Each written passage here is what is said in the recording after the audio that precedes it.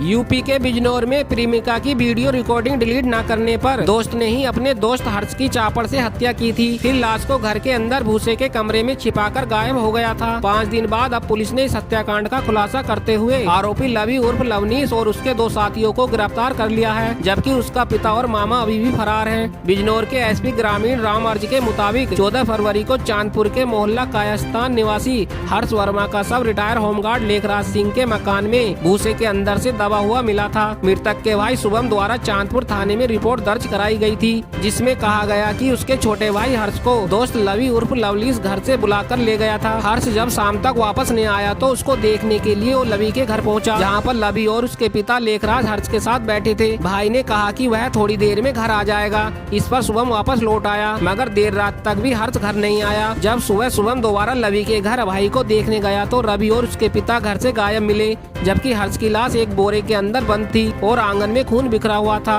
भूसे के कमरे में हर्ष की लाश दबाकर छिपाई गई थी। पुलिस ने रिपोर्ट दर्ज करने के बाद मामले की जांच शुरू करते हुए लवी को पूछताछ के लिए हिरासत में लिया।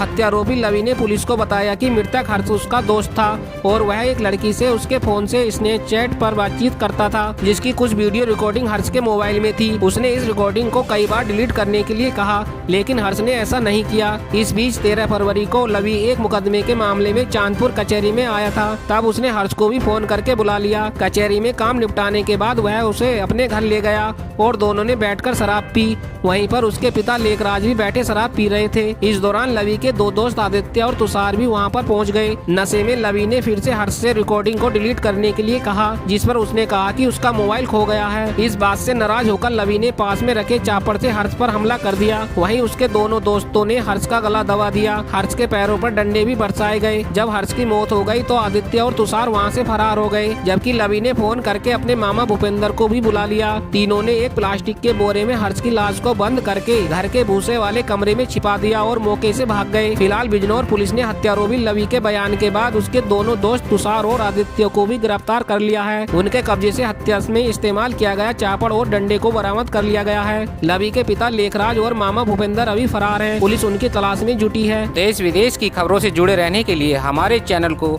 लाइक करें, सब्सक्राइब करें और कमेंट्स करें।